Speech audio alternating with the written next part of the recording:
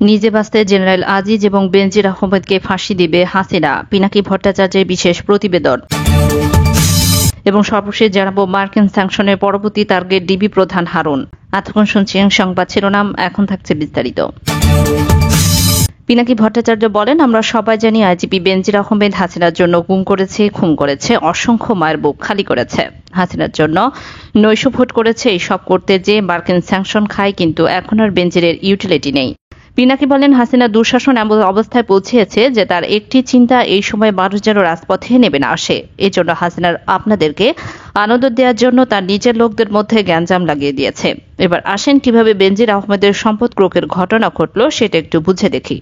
Barrister সুমনের চিঠির প্রেক্ষিতে দুর্নীতি দমন কমিশন একটি আবেদন করে মহানগর দায়রা জজের কাছে এবং দুদকে আবেদন করেছিল তার সম্পত্তি ক্রোকের করা হক। এটি আইন অনুযায়ী দুদক করতে পারে। দুদকের বিধিমালা 18 অনুসারে যদি তদন্তকারী কর্মকর্তা মনে হয় যে সে সম্পদ সরিয়ে ফেলতে পারে, তাহলে সম্পত্তি ক্রোকের অনুমতি চাইতে পারে আদালতের কাছে। আমরা জানি বাংলাদেশের আদালত হাসিনার হুকুমে চলে, তাই হাসিনার হুকুমেই বেনজিরের আজ এই অবস্থা। পিনাকি ভট্টাচার্য বলেন, এই ঝামেলায় বেনজির কেন পড়ল আসেন দেখি। হাসিনা বিপদে আছে, এই বিপদ থেকে সে লাভ তুলে নিতে চায়। পুরো ঘটনায় লাভ হাসিনার। আল জাজিরায় যখন all the prime minister man প্রচারিত হয়েছিল, তখন জেনারেল আজিজকে ডিফেন্স করেছিল হাসিনা দলের লোক। কিন্তু এখন যে ভীষণ নিষেধাজ্ঞা পেল আজিজ, এখন কি তাকে হাসিনার লোকে কেউ ডিফেন্স করছে না। আবার বেনজির যখন স্যাংশন খেল, তখন ডিফেন্স করেছিল আওয়ামী লীগ। বেনজিরকে তখন জাতিসংঘের একটি সেশনে পাঠিয়েছিল কিছুক্ষণের জন্য, এটি দেখানোর জন্য যে বেনজির আমেরিকায় যেতে পারে কিসের স্যাংশন।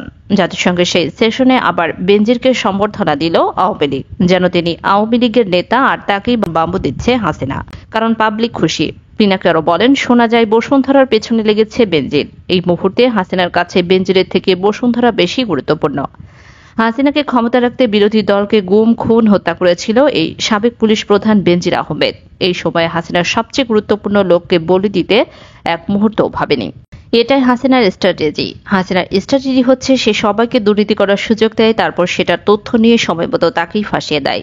এই যে প্রশাসন, পুলিশ, আর্মি, ডিজিএফআই, এগুলোকে হাসিনা ফুটো পয়সাও দাম দেয় না। প্রশাসনের লোক যারা হাসিনার দাসত্ব করছে তাদের দাম দেয় না, কারণ আপনারা তো রাষ্ট্রের কর্মচারী হননি, হয়েছেন হাসিনার চাকর। সাবেক বিচারপতি সুরেন্দ্র কুমার সিনহাকে দিয়ে কথিত যুদ্ধ অপরাধীদের ফাঁসি দিয়েছিল হাসিনা। তারপর হাসিনা তাকে লাথি দিয়ে দেশ থেকে বিতাড়িত করেছিল।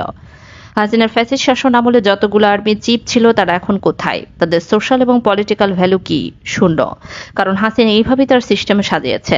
হাসিনা জানে সমস্ত লোকদের লোভ সীমাহীন, সম্পদের প্রতি লোভ, নারীর প্রতি লোভ, ক্ষমতার প্রতি লোভ।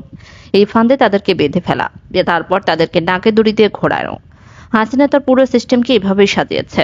পুরো ঘটনাই হাসিনার লাভ। হাসিনা যে বিশাল চাপে আছে, তার থেকে জনগণের দৃষ্টি অন্যদিকে ফেরানোর চেষ্টা করল। হাসিনা ভাবছে বিশাল চাপের সময় জনগণ যদি রাস্তায় নেমে আসে তাহলে তো মহাবিপদ। রিজার্ভের চাপ, আমেরিকার চাপ, এদিকে বয়কটের মাধ্যমে অব্যাহত ভারত বিরোধী মনোভাব তৈরি হচ্ছে। এটি ইন্ডিয়ার জন্য একটি সমস্যা। ইন্ডিয়ার ব্যবসা কমে যাচ্ছে, ইন্ডিয়া হাসিনাকে চাপ দিচ্ছে। এর মধ্যে জেনারেল আজিজ এবং এমপি আনারুল আজিমকে জয় বাংলা আর বেনজির আহমেদের সম্পত্তি ক্রোক নিয়ে পাবলিক আনন্দে আছে।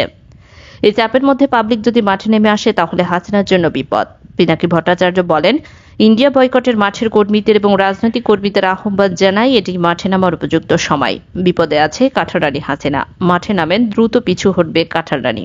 পুলিশের আইজিপি মামুনকে উদ্দেশ্য করে পিনাকি ভট্টাচার্য বলেন, নিজে তো স্যাংশন খেয়েছ, আবার বুকে 5টা রিং পরানো আছে। এই বেয়াদবির দায় নিতে পারবা? এই দায় তো তোমার। জিন্দেগিতে তোমার ছেলে মেয়েও পশ্চিমে যেতে পারবে না। আপনাদের আইজিপি মামুন আমেরিকার স্যাংশন খাওয়া পাপিমাল। উনি চাই আপনারাও স্যাংশন খান। স্যাংশন খেলে যে দুর্বিষহ জীবন শুরু হয়, সেটা যখন চাকরি থাকবে না বা হাসিনা জয় বাংলা হয়ে যাবে, তখন বুঝতে পারবেন। আপনার বেশি দূর যেতে হবে না। মোটা বেনজিরকে দেখেন, রিটায়ার করার পর আর তার দেখা পাওয়া যায় না। বিএনপি কর্মীদের বাড়িতে বাড়িতে যে হুমকি দেওয়া পুলিশের উদ্দেশ্যে পিনাকি বলেন, বিএনপির কর্মীরা কি আপনাদেরকে ছেড়ে দেবে? কখনোই দেবে না। হাসিনা পড়লেই আপনারা লুকানোর কোনো জায়গা খুঁজে পাবেন না। হাসিনার পরে যেই ক্ষমতা আসবে, আজকে যারা ভিকটিম তাদের কথার গুরুত্ব থাকবে, তাদের কথা আমলে নেওয়া হবে। আপনারা বাড়ি বাড়ি যে হুমকি দিচ্ছেন, তখন আপনাদের নাম বলে দেবে। রাষ্ট্রের দায়িত্ব হচ্ছে তার নাগরিকদের যানবাহনের নিরাপত্তা নিশ্চিত করা। সেখানে রাষ্ট্রের এই শক্তি কুব্যবহার করে সরকার নাগরিকদের জীবন এবং সম্পদকে আক্রান্ত করছে। গত 15 বছর বিভিন্ন রাষ্ট্রীয় বাহিনী দিয়ে সাধারণ নাগরিকদের যানমালের এত বেশি ক্ষয়ক্ষতি করা হয়েছে যে এখন আইনানুগ পন্থায় নিজেদের যানমাল নিজেদেরই রক্ষা করা। আইনের পরিভাষায় এটাকে বলে আত্মরক্ষার ব্যক্তিগত অধিকার। এটা প্রয়োগ করা ছাড়া নিজেদের জীবন এবং সম্পদ রক্ষা করার মতো কোনো উপায় জনগণের নেই। দেশের শান্তিপ্রিয় আপামর জনসাধারণের আর কোনো উপায় নেই। আমরা চরম নিপীড়নের শিকার হচ্ছি আইন শৃঙ্খলা রক্ষা বাহিনীর হাতে। তাই এখন থেকে যে কোনো উদ্ভট পরিস্থিতিতে নিজের এবং অন্যের জানমাল রক্ষার আইনানুগ দায়িত্ব এবং ক্ষমতাগুলো আপনারা প্রয়োগ করতে থাকেন। কোন পরিস্থিতিতে আর কিভাবে প্রয়োগ করতে হবে আমি সংক্ষেপে বলছি, তাহলে বুঝতে পারবেন ওরা যেভাবে বাংলাদেশের জনগণের ওপর অত্যাচার আর নিপীড়নের স্টিম রোলার চালাচ্ছে তার বিরুদ্ধে পাল্টা বল প্রয়োগ করাটা কেন বৈধ। পিনাকি ভট্টাচার্য বলেন, আত্মরক্ষার ব্যক্তিগত অধিকার বলতে কি বোঝায় এবং কোন কোন ক্ষেত্রে কি কি পরিস্থিতিতে কিভাবে প্রয়োগ করতে হবে আসেন এই বিষয়টি সংক্ষেপে উল্লেখ করি। তার আগে আপনাদের একটি কাজ করতে হবে। যে সমস্ত পুলিশ কর্মকর্তা, বিচারিক, ম্যাজিস্ট্রেট যারা কাজগুলোর সাথে যুক্ত আছে তাদের নাম, ছবি, বর্তমানে স্থায়ী ঠিকানা, টেলিফোন নাম্বার, দরকার হলে তাদের পরিবার, স্ত্রী, সন্তান কে কোথায় থাকে, পড়াশোনা করে, তাদের ছবি সহ আমাকে ইনবক্সে জানাবেন। আমরা সে সমস্ত কুলাঙ্কার পুলিশদের বিরুদ্ধে এমন ব্যবস্থা নেব যাতে দ্বিতীয়বার এই কাজ করার আগে 100 বার চিন্তা করে। আমরা এমন ব্যবস্থা করব যাতে সে তার পরিবার, সমাজের প্রত্যেকটি মানুষের কাছে ঘৃণিত মানুষ এবং তাদের বংশধর হিসেবে পরিচিত পায়। পিনাকি বলেন, আমি পুলিশদের পরিবারের প্রতি আহ্বান জানিয়েছিলাম যে আপনারা আপনার স্বামী বা স্ত্রীকে থামাতে না পারলে দায়িত্ব আপনারও। এটা বলার সুযোগ নেই যে আমরা তো আপনাদের সাবধান করিনি। আসেন এবার আমরা আত্মরক্ষার ব্যক্তিগত অধিকার এটা কি একটু জেনে নিই। বাংলাদেশের আইন তার প্রতিটি নাগরিকের জীবন ও সম্পদ রক্ষা করবে তার নিজের এবং তার প্রতি সহমর্মী অন্য যে কোনো নাগরিককে ক্ষমতা প্রদান করেছে। এটাকে বলা হয় আত্মরক্ষার ব্যক্তিগত অধিকার। এটি দণ্ডবিধি ধারা 100-তে বলা হয়েছে যে 99 ধারার শর্ত সাপেক্ষে যে কোনো ব্যক্তির নিম্নলিখিত ক্ষেত্রসমূহে নিজের এবং অপরের দেহ রক্ষার আইনি অধিকার প্রয়োগ করতে যে আক্রমণকারী যেই হোক তার উপর প্রয়োজনীয় যে কোনো মাত্রায় পাল্টা বল প্রয়োগ করতে পারেন কয়েকটি কন্ডিশনে। প্রথমত, সে আক্রমণের ধরন যদি এমন হয় যে তার ফলে আক্রান্ত ব্যক্তির মৃত্যু অথবা গুরুতর আহত হওয়ার সৃষ্টি হয়। দ্বিতীয়ত, অপহরণ বা গুমের উদ্দেশ্য যদি আক্রমণ করে। তৃতীয় যে কারণ সেটি এক্ষেত্রে প্রযোজ্য না, তাই আমি বলছি না। চতুর্থত, যখন কোনো ব্যক্তিকে অবৈধভাবে আটক করার লক্ষ্যে বল প্রয়োগ করা হয় এবং আক্রান্ত ব্যক্তির মনে যুক্তিসঙ্গতভাবে এমন আতঙ্কের সৃষ্টি করে যে সে অবৈধ আটক অবস্থা হতে মুক্তি লাভের জন্য তিনি কোনো বৈধ সরকারি কর্তৃপক্ষের সাহায্য পাবে না। তারপরে যতগুলো গুম করেছে প্রত্যেকটি গুমের ক্ষেত্রে ভিকটিম এবং গুমের ভিকটিমের আত্মীয় স্বজন পাল্টা বল প্রয়োগ করতে পারত যখন সে অসৎ উদ্দেশ্য নিয়ে নিরাপরাধ কারো যান এবং মালকে ক্ষতিগ্রস্ত করার লক্ষ্যে কাজ করে। তখন সে আর কোনো প্রোটেকশন পায় না। সেটাকে সরল বিশ্বাসে সরকারি দায়িত্ব পালন বলে গণ্য করা হয় না।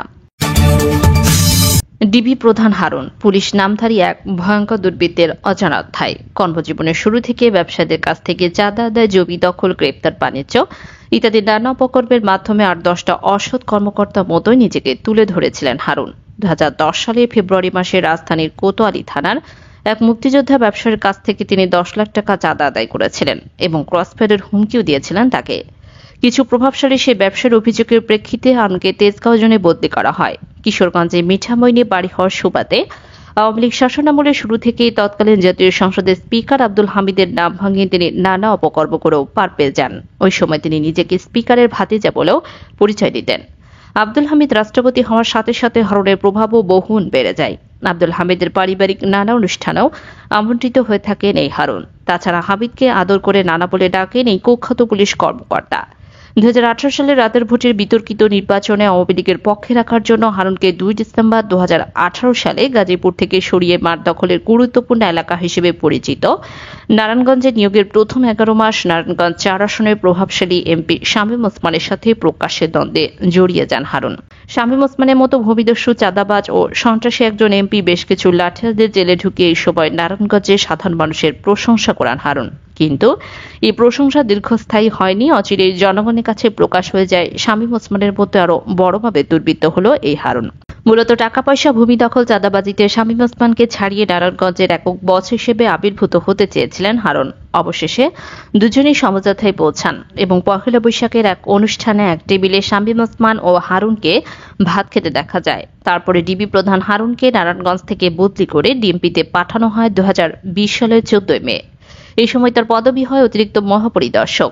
এই পদানে 2 বছরের মাথা অর্থাৎ 2022 সালের মে মাসে হারুনকে ডিআইজি পদমর্যাদায় ভূষিত করা হয়। নিয়ম অনুযায়ী তাকে আরও 1 বছর এই পদের জন্য অপেক্ষা করার কথা ছিল, অর্থাৎ আইন না মেনেই 3 বছরের পরিবর্তে 2 বছরের মাথায় অ্যাডিশনাল ডিআইজি থেকে হারুনকে ডিআইজি করা হয়। হারুন বর্তমানে ডিবি পুলিশের প্রধান হিসেবে দায়িত্ব পালন করছে। ডিবি প্রধান হিসেবে হারুন একের পর এক ঔদ্ধত্য তিনি প্রদর্শন করে চলেছেন। কোন থানার রিকুইজিশন অর্ডারের তোয়াক্কা না করে তিনি রাতের আধারে বিএনপির শীর্ষ নেতৃবৃন্দকে আটক করেছিলেন।